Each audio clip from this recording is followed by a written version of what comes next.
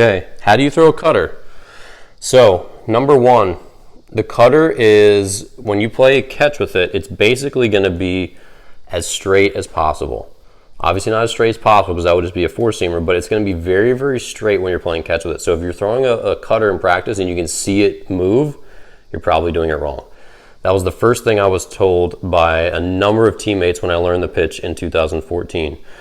So I had a couple guys. One guy was rated by Baseball America as having the best cutter in his organization one year. They all said basically that same thing, that when you're playing catch with it, it's really hard to learn because you won't see it break.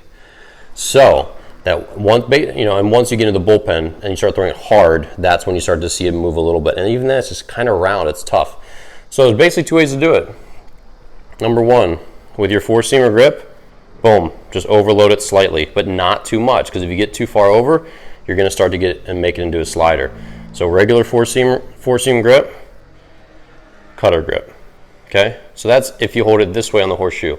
That's how I threw mine initially, and I actually found better success going to the other side of the horseshoe, which this is how, everyone, for everyone, a fastball feels comfortable this way or this way, but not both. This was the way I threw my four-seamer my whole life, and I actually overloaded it a little bit, just with this angle of the horseshoe on that side.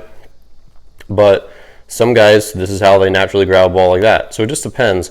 When I went to this side of the horseshoe with my cutter, going from here to here, that's when it just became a better pitch. I was catching it right there, and basically you want to think about, instead of it flying straight like a four-seamer, you're just tilting it slightly so that as it flies straight, it has four-seam spin, but at a slight angle. So it's going this way, but it's spinning slightly that way. And I'll be perfectly honest with you, I don't know if that's the exact thing that it does.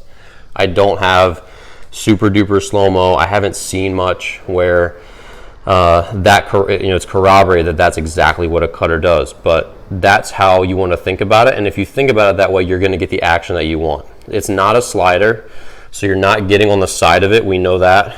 Really, you're just tilting the four-seamer so it has a sideways kind of backspin, and it won't have a pure backspin, but mostly a sideways backspin where the forces start to push it slightly to the left if you're a righty, slightly to the right if you're a lefty. But not a lot of, I've seen some guys teach like cutters, throwing them down here, and I just don't understand that, because if you're throwing it in a four-seam grip, it's going to look glassier, it's going to look whiter, it's going to look more like a four-seamer, and that's one of the goals, that they should swing before they realize it's a cutter, right? So again, four-seamer, cutter. So very, very simple. That's pretty much all you need to know about cutter grips.